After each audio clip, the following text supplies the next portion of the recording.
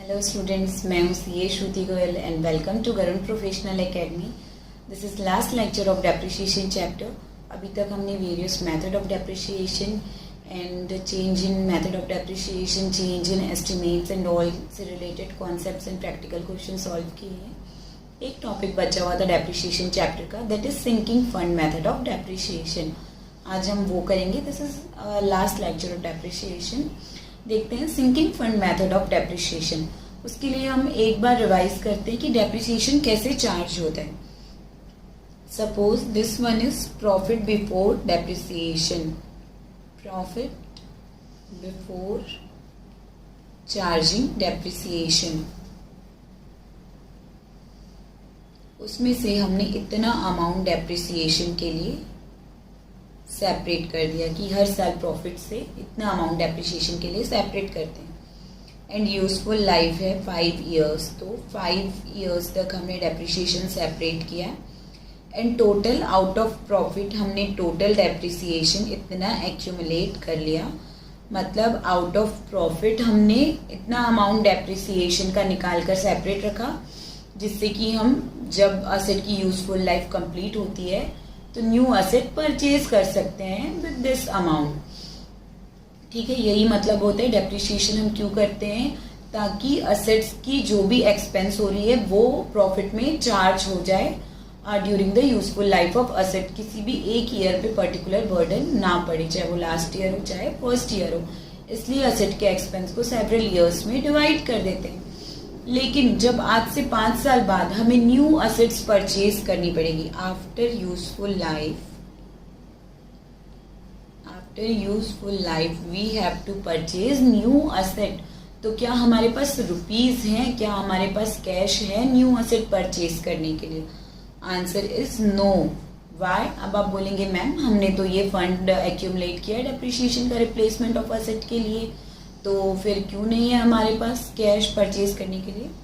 तो आपको ये देखना पड़ेगा कि profit is not equal to cash. अगर हम बोलते हैं depreciation is a non cash expense, depreciation is non cash expense, मतलब हमने out of profit depreciation separate किया, लेकिन वो कहीं भी खर्च नहीं किया, कहीं भी इन्वेस्टमेंट नहीं किया। जस्ट हमने प्रॉफिट में ये शो किया कि हमारा इतना अमाउंट एक्सपेंस हुआ है डेप्रिसिएशन पे, उसका कैश ट्रीटमेंट कुछ भी नहीं हुआ है। तो हमारा जो कैश इनफ्लो है वो प्रॉफिट से कम भी हो सकता है और ज्यादा भी हो सकता है। तो हमने एसेट का जो एक्सपेंस है वो तो डेप्रिसिएशन के रूप में प्रॉफिट एंड लॉस में चार्ज कर दिया, लेकिन फ्यूचर में असेट परचेज करने के लिए कैश सेपरेट नहीं की, कैश का डिपॉजिट नहीं किया, प्रॉफिट से अमाउंट सेपरेट कर दिया, जिसके कारण हमारे क्या क्रिएट हो गए फंड्स की हमारे पास सफिशिएंट प्रॉफिट्स हैं, हमारा बिजनेस इतना प्रॉफिट अर्न कर रहा है कि न्यू असेट परचेज कर सके। लेकिन at the time of purchase of new asset, जब हमें ओल्ड असेट सेल आउट करके न्यू असेट परचेज करनी है, तब हमें नहीं पता है कि हमारे पास उस वक्त कैश रहेगा या नहीं रहेगा, हम असेट को रिप्लेस कर पाएंगे या नहीं कर पाएंगे विथ कैश। तो इसके लिए ही है रिप्लेसमेंट तैयार करने के लिए, रिप्लेसमेंट ऑफ ओल्ड असेट तैयार करने के लिए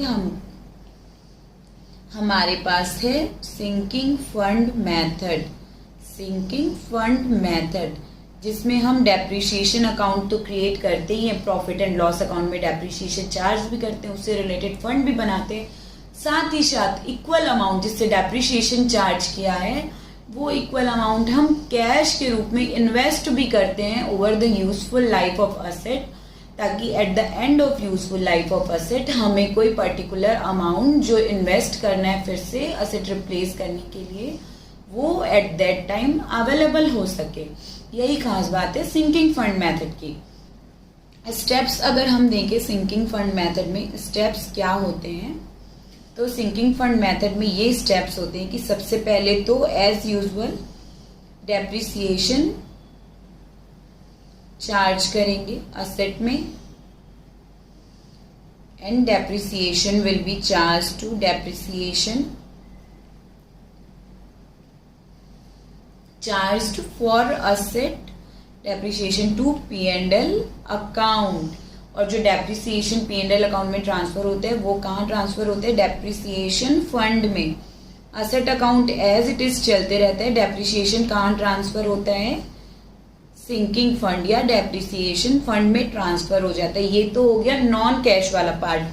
this part is non cash part कि हम P&L में असेट्स पे डेप्रिसिएशन चार्ज करें, P&L से सेग्रीगेट करें और उसको सिंकिंग फंड में ट्रांसफर करें। नेक्स्ट स्टेप क्या होता है? बैंक या कैश इन्वेस्ट करते हैं equal to depreciation, equal to depreciation. कहाँ इन्वेस्ट करते हैं? किसी भी अच्छे पॉलिसीज में, सिक्योरिटीज में। उसको क्या नाम देते हैं? Sinking fund investment account. Sinking fund investment account में हम इन्वेस्ट करते हैं अमाउंट, ठीक है। उसके बाद नेक्स्ट स्टेप क्या होता है? इंटरेस्ट रिसीव करते हैं। Every year we receive interest plus depreciation जो चार्ज कर रहे हैं वो री इन्वेस्ट हो जाता है, री इन्वेस्ट हो रहा है। एंड लास्ट में क्या होता है? जो भी कैश मिलती है, cash received from investment is being used to replace old asset with new asset। मतलब जो अभी तक हमने नॉन कैश वाला पार्ट देखा कि डेप्रिसिएशन चार्ज करना, वो चार्ज करते हैं और असेट से डायरेक्टली माइनस करने की बजाय सिंकिंग फंड अकाउंट में ट्रांसफर करते हैं। बट सिंकिंग फंड मेथड में डिफरेंस क्या है कि विद द इक्वल अमाउंट, जो भी इक्विवेलेंट अमाउंट डेप्रिसिएशन चार्ज किया उतना ही अमाउंट बैंक से विड्रॉ करके हम किसी फंड में इन्वेस्ट करते हैं ताकि इन फ्यूचर रिप्लेसमेंट के समय फंड्स के साथ साथ कैश भी अवेलेबल हो न्यू असेट परचेज करने के लिए। इन डीप हम सिंकिंग फंड मेथड को समझने के लिए एक इलस्ट्रेशन करते हैं, इलस्ट्रेशन 5, जिससे हमें बहुत अच्छे से समझ में आ जाएगा कि सिंकिंग फंड मेथड का ट्रीटमेंट क्या होता है। जो इलस्ट्रेशन 5 है एंड इलस्ट्रेशन 6 है, both are related to same problem. 4 तरीके के अकाउंट बनाए गए हैं: sinking fund account, sinking fund investment account, lease account यानी asset account and depreciation account. Lease account and depreciation account आप खुद से बनाएंगे, मैं आपको एक्सप्लेन करूंगी। लेकिन क्वेश्चन सॉल्व करने के लिए हम अकाउंट्स तो बनाएंगे ही, साथ में जनरल एंट्री से शुरुआत करेंगे जैसा हम हमेशा करते हैं। क्वेश्चन पढ़ते जाते हैं and every year general entry हम करते जाते हैं। 3 इयर्स की अकाउंटिंग हमें यहाँ पे करनी है सिंकिंग फंड मेथड को समझने के लिए। थोड़ा सा कॉम्प्लिकेटेड हो सकता है, लेकिन आप ध्यान से समझेंगे कॉन्सेप्ट को तो बहुत अच्छे से समझ में आ जाएगा। एक सिस्टमेटिक वे में सॉल्व करना है, अपने आप होते जाएगा। ये नहीं समझेंगे कि बहुत डिफिकल्ट है, नहीं सॉल्व कर सकते, ऐसा बिल्कुल नहीं है। It is easy, little complicated, और आपको थोड़ा ज्यादा कॉन्सेंट्रेटेड होकर क्वेश्चन को सॉल्व करना है। कोई बहुत बड़ा रॉकेट साइंस नहीं है, बहुत आसानी से आप कर सकते हैं।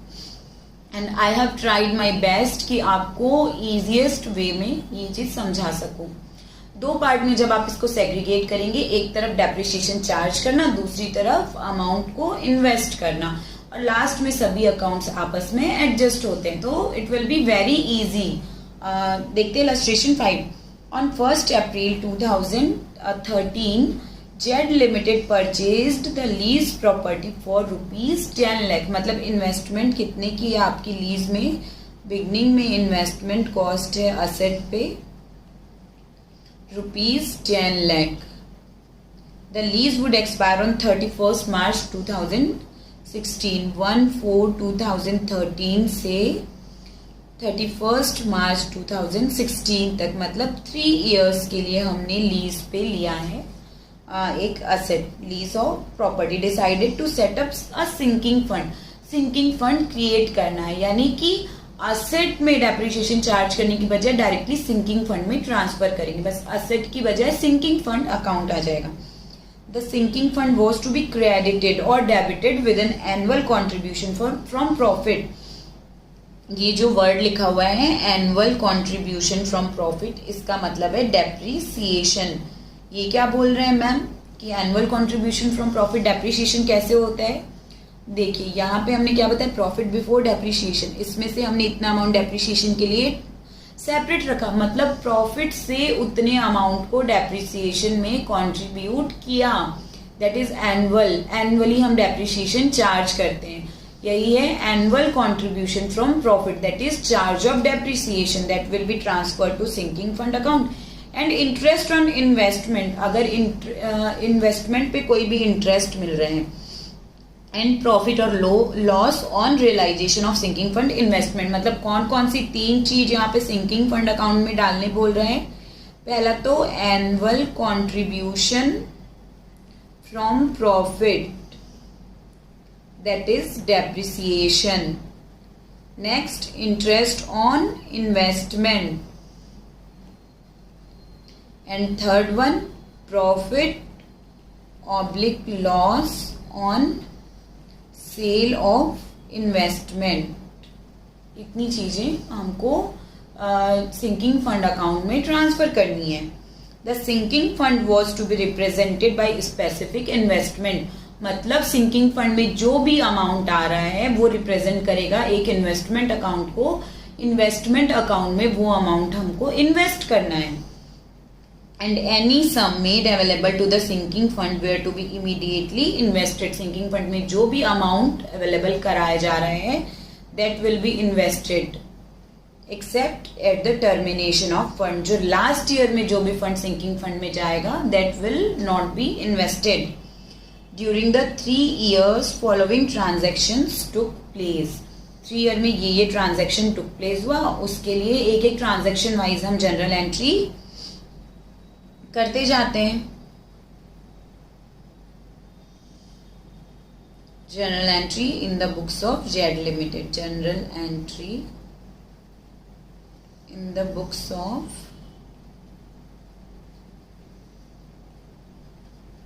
Z limited.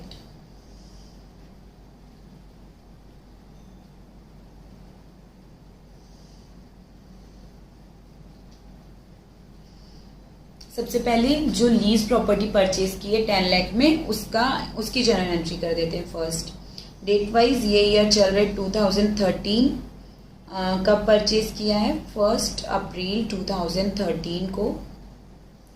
तो लीज आ रही है, असेट आ रही है, तो lease property account debit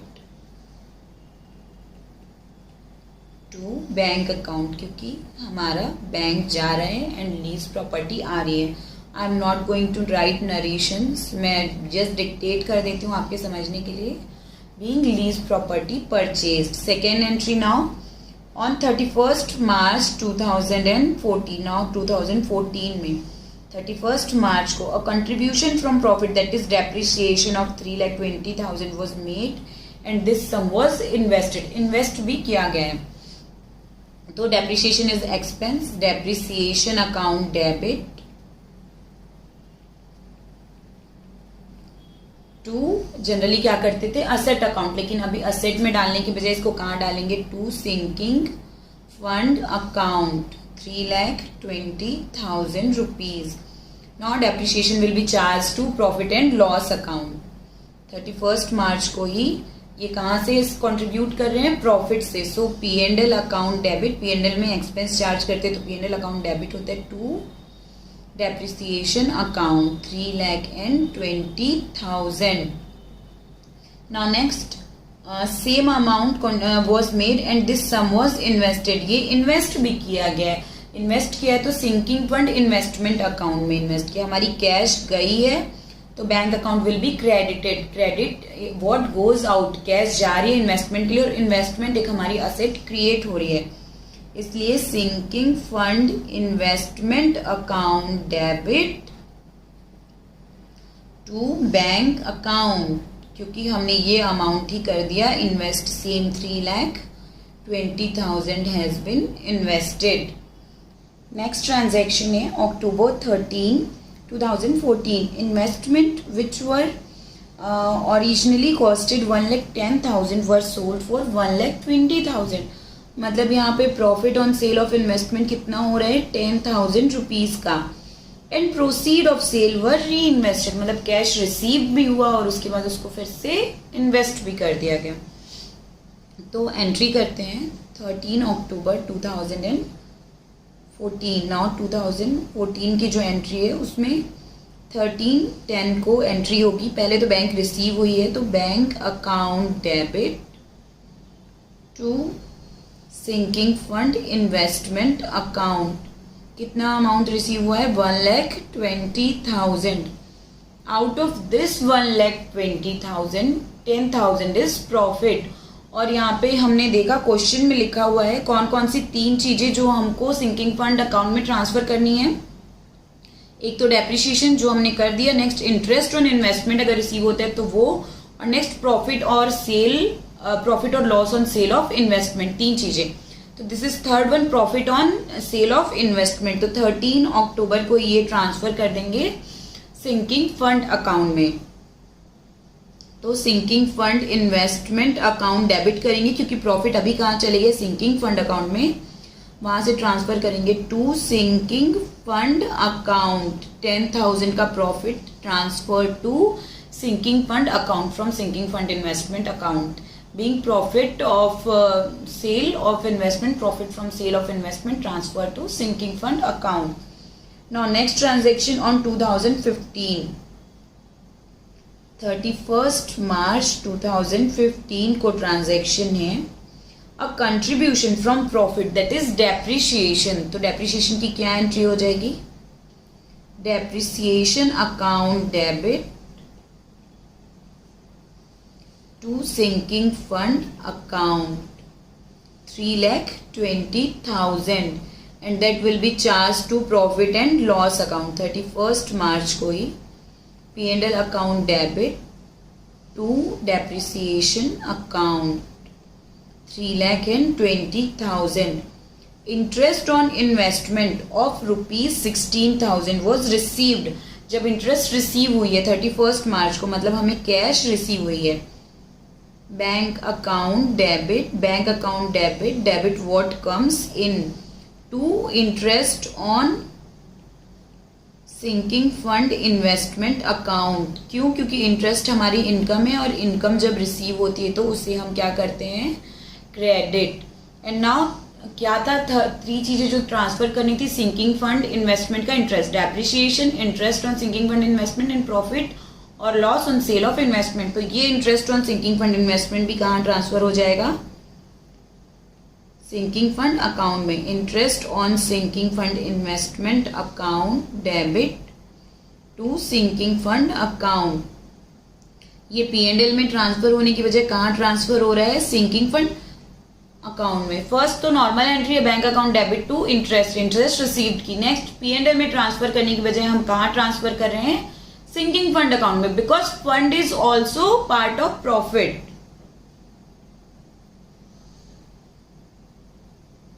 now next entry on 2015 9 August 9/8 investment originally costed 210 were sold at a profit of 20,000। मतलब कितने में सेल किया? 2,30,000 में। And proceed of sale were री इन्वेस्टेड। प्रॉफिट ये सेल प्रोसीड्स जो है वो भी री इन्वेस्टेड हो गई। तो सबसे पहले तो ये जो 31 मार्च 2013 तक का एंट्री कंप्लीट कर लेते हैं।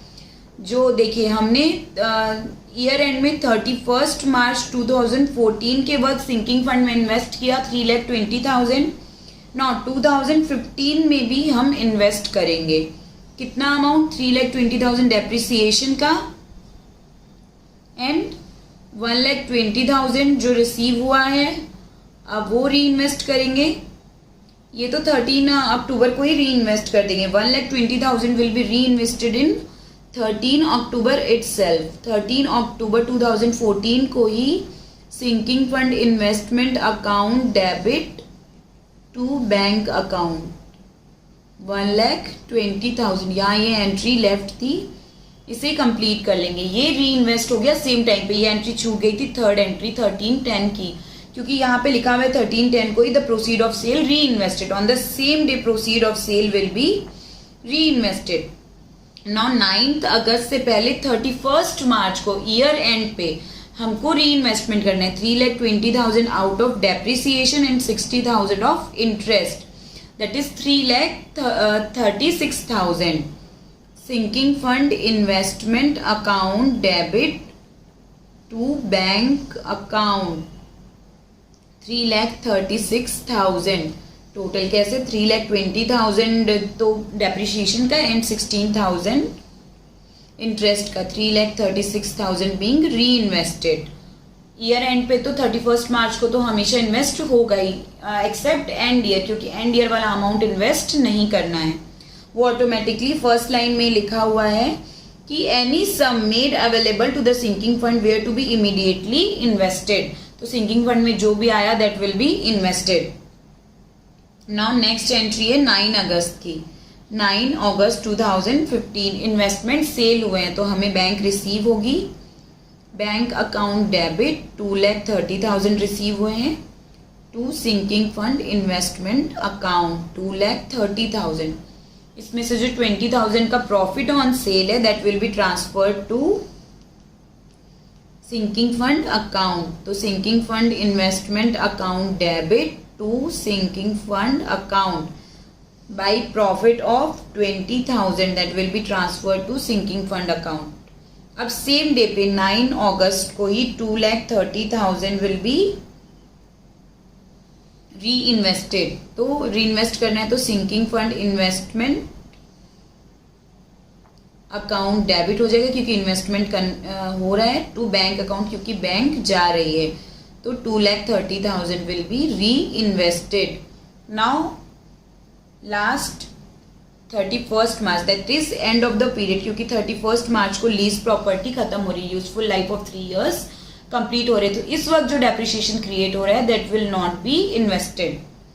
And interest on investment of 48,000 was receive. तो इंटरेस्ट रिसीव हो रहा है तो bank account debit to interest on sinking fund investment account 48,000 and all the interest will be transferred to sinking fund account 31st March 2016. Interest on sinking fund investment account debit to sinking fund account 48,000.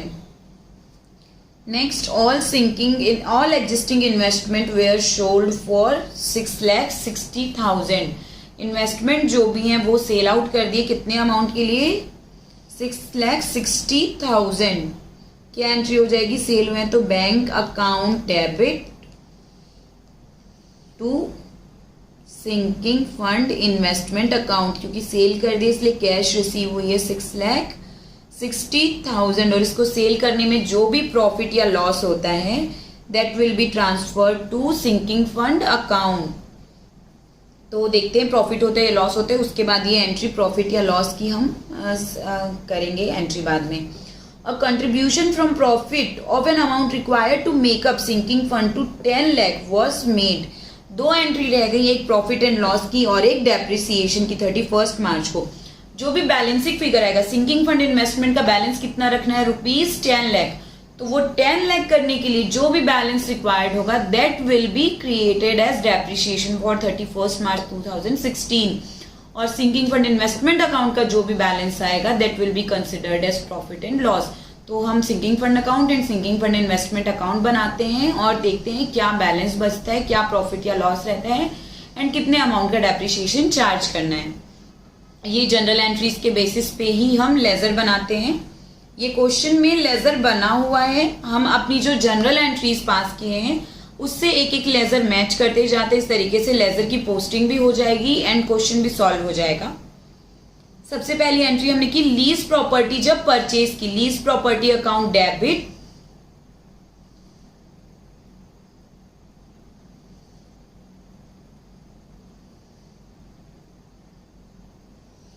Lease property account debit to bank account. Lease purchase करने की, तो इसके लिए lease account में entry देखते हैं. Lease account में entry हुई to bank account. To bank account क्योंकि ये डेबिट में lease purchase account debit to bank, इसलिए यहाँ पोस्टिंग हुई.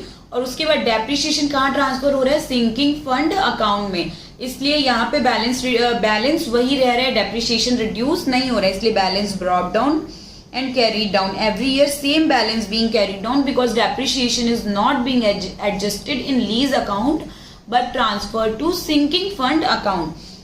और लास्ट में जो भी बैलेंस है वो कहाँ ट्रांसफर हो गया, सिंकिंग फंड अकाउंट में ट्रांसफर हो गया एंड इस तरीके से लीज अकाउंट ओपन हुआ और क्लोज हो गया लास्ट में, क्योंकि जो भी अमाउंट है सिंकिंग फंड अकाउंट, जो भी बैलेंस बचता है लीज अकाउंट में या प्रॉपर्टी अकाउंट में, that is being transferred to sinking fund account. Now next entry हमारी है depreciation account debit to sinking fund account, मतलब सिंकिंग फंड अकाउंट के क्रेडिट साइड में डेप्रिसिएशन अकाउंट लिखेंगे बाय 3,20,000 जैसा कि क्वेश्चन में लिखा हुआ है फॉर 2014 31 मार्च. ये हो गई हमारी first journal entry and here 2014 जो 31 मार्च को 2014 है वो कंप्लीट हो गया सिंकिंग फंड अकाउंट के लिए. यही डेप्रिसिएशन चार्ज किया P&L में, तो वो P&L में जाएगा. सिंकिंग फंड के लिए ये क्लोज हो चुका है, इसलिए बैलेंस कैरीड डाउन हो गया 3,20,000. नाउ नेक्स्ट जनरल एंट्री है sinking fund investment account debit to bank account. हमने इन्वेस्ट किया वही अमाउंट सिंकिंग फंड इन्वेस्टमेंट में, तो उसके लिए ओपन होगा सिंकिंग फंड इन्वेस्टमेंट अकाउंट और सिंकिंग फंड इन्वेस्टमेंट अकाउंट के डेबिट साइड में होगा टू बैंक अकाउंट 3,20,000 जो इन्वेस्ट किया है उससे. यहाँ पे 31 मार्च 2014 तक यानी फाइनेंशियल ईयर 13-14 की एंट्री क्लोज हो गई, इसलिए जो भी बैलेंस है वो बैलेंस कैरीड डाउन हो जाएगा एंड नेक्स्ट ईयर में यानी 1 अप्रैल 2014 से स्टार्ट होने वाले ईयर के लिए 1 अप्रैल 2014 वाले ईयर के लिए बैलेंस ब्रॉट डाउन हो गया इन्वेस्टमेंट अकाउंट में भी एंड सिंकिंग फंड अकाउंट में भी 3,20,000. Now next entry bank account debit to sinking fund investment account. जो सेल किया हमने, सेल किया इन्वेस्टमेंट 1,20,000 में, उसकी entry sinking fund investment credit हुआ इसलिए उसके क्रेडिट साइड में लिखाएगा बाई बैंक अकाउंट. सेल के कारण ब्रैकेट में सेल लिखा है 1,20,000. Next sinking fund investment account debit to sinking fund account 10,000 का जो प्रॉफिट था वो ट्रांसफर किया सिंकिंग फंड अकाउंट में, तो उसकी एंट्री है sinking fund account debit profit on sale sinking fund account debit side में बाय 10,000 एंड सेम चीज सिंकिंग फंड अकाउंट के क्रेडिट साइड में आएगी by sinking fund investment account 10,000 से. ये जनरल एंट्री के बेसिस में ही पोस्टिंग है जो आपको बहुत अच्छे से आती है, मैं फिर भी एक एक चीज लेजर में आपको समझा रही हूँ. नेक्स्ट एंट्री हमने पास की sinking fund investment account debit to bank account. जो भी अमाउंट सेल प्रोसीड से मिला था उसको फिर से इन्वेस्ट कर दिया, इन्वेस्ट किया तो इन्वेस्टमेंट क्रिएट हुआ एंड कैश गई, बैंक गई, इसलिए सिंकिंग फंड अकाउंट के डेबिट साइड में to bank investment of sale proceeds 1,20,000. And now 31 March 2015 को यानी 14-15 की जो क्लोजिंग टाइम पे एंट्रीज है वो सबसे पहले तो हम डेप्रिसिएशन चार्ज करेंगे 3,20,000 का, तो 3,20,000 का डेप्रिसिएशन चार्ज किया by depreciation account 3,20,000 in sinking fund account. Sinking fund account के क्रेडिट साइड में by depreciation 3,20,000 like first year and now ये डेप्रिसिएशन ट्रांसफर कर दिया गया P&L अकाउंट में. नेक्स्ट बैंक अकाउंट डेबिट जो इंटरेस्ट ऑन इन्वेस्टमेंट मिला है 16,000 उससे बैंक अकाउंट हमने डेबिट किया and interest on sinking fund account that is in our income is credited 16,000. ये बैंक अकाउंट और sinking fund interest on sinking fund account में जाएगा. नेक्स्ट एंट्री हमने की interest on sinking fund account debit to sinking fund account. Sinking fund account के credit side में interest on sinking fund investment account ₹16,000 से credit हो जाएगा, क्योंकि यही एंट्री है. हमारे क्वेश्चन में भी इंस्ट्रक्शंस हैं कि कोई भी इंटरेस्ट होता है सिंकिंग फंड इन्वेस्टमेंट में तो that will be transfer to sinking fund account, और यहाँ क्रेडिट हुआ है इसलिए क्रेडिट साइड में रिकॉर्ड किए interest on sinking fund account. इस तरीके से 2015 का ईयर भी क्लोज हो गया.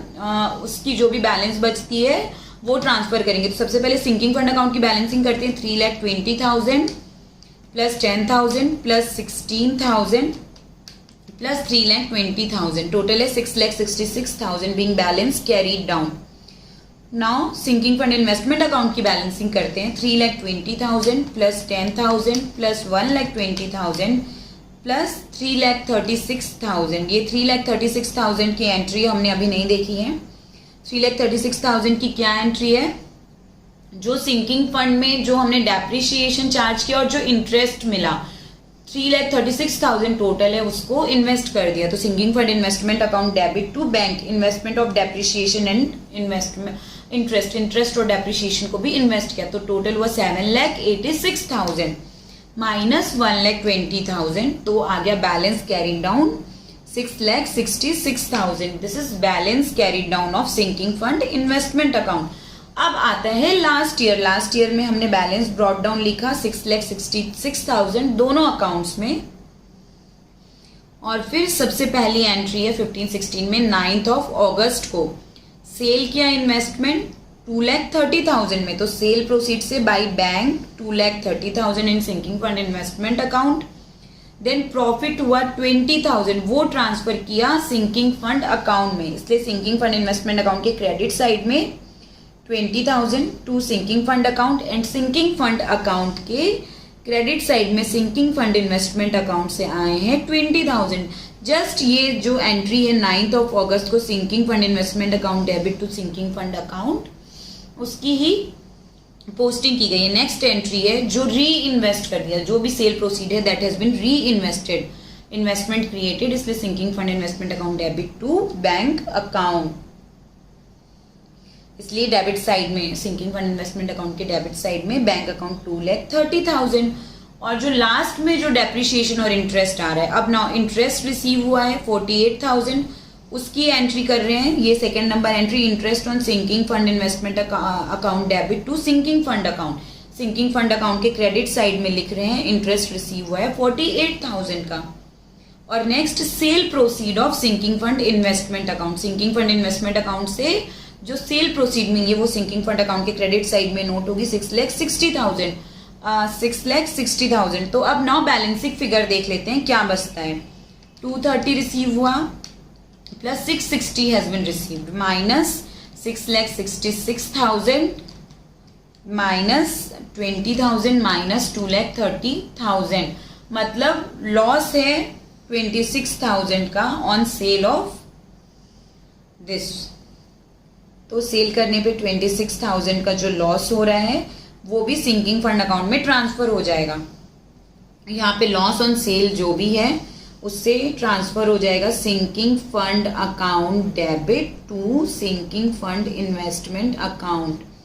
26,000 जो बैलेंसिंग फिगर आया लॉस का, ये यहाँ पे आ गया 26,000। देखिए प्रॉफिट था तो हम सिंकिंग फंड अकाउंट के क्रेडिट साइड में लिख रहे थे, लॉस है तो डेबिट साइड में लिख रहे हैं 26,000। और नेक्स्ट जो है डेबिट साइड में entry lease account. Lease account से जो ट्रांसफर हुआ 10 लाख, वो एंट्री भी यहाँ पे कर दी गई है। नाउ अब सिंकिंग, ये हो गया हमारा sinking fund investment account close. और अब सिंकिंग फंड इन्वेस्टमेंट अकाउंट को भी क्लोज करते हैं। टोटल कितना चाहिए 10 लाख। बैलेंस देखते हैं 10 लाख जो बैलेंस रहना चाहिए लीज अकाउंट का वो plus 26,000, 10,26,000 minus 6,66,000 minus 20,000 minus 48,000 that is 2,92,000। Balancing figure है वो डेप्रिसिएशन चार्ज करेंगे। तो depreciation account debit to sinking fund account 2,92,000 and that will be transfer to P&L account debit to depreciation account 2,92,000। इस तरीके से ये जनरल एंट्रीज कंप्लीट हो गया और आपका sinking fund account, sinking fund investment account create हो गया। नेक्स्ट इलस्ट्रेशन में लीज अकाउंट है, ये लीज अकाउंट मैंने आपको बता दिया। और उसके अलावा डेप्रिसिएशन अकाउंट, तो डेप्रिसिएशन अकाउंट में जैसे asset and P&L account debit credit होते थे उसकी बजाय आप sinking fund account and P&L account debit credit हो रहे हैं। बहुत अच्छे से मैंने ये सिंकिंग फंड इन्वेस्टमेंट का जो मेथड है डेप्रिसिएशन वो समझाया है जनरल एंट्री और लेजर दोनों के थ्रू। कोई डाउट है तो आप कमेंट सेक्शन में पूछिए, बिल्कुल भी नहीं घबराना है इस मेथड से। सिंपल है, थोड़ा कॉम्प्लिकेटेड है, लेकिन एक बार आप समझ जाते हैं, कॉन्सेप्ट क्लियर हो जाता है, जनरल एंट्रीज के थ्रू सीख जाते हैं, तो this is very easy. Please एक बार पूरा फिर से ट्राई कीजिए, अपने नोट्स में सॉल्व कीजिए एंड आई एम श्योर आप इसको बहुत अच्छे से कर पाएंगे। Be confident. कोई भी डाउट आता है तो कमेंट सेक्शन में you can ask. And next हम फाइनेंशियल स्टेटमेंट्स, फाइनल अकाउंट्स बनाना सीखेंगे। तब तक के लिए keep studying, be motivated, believe in yourself. Thank you so much.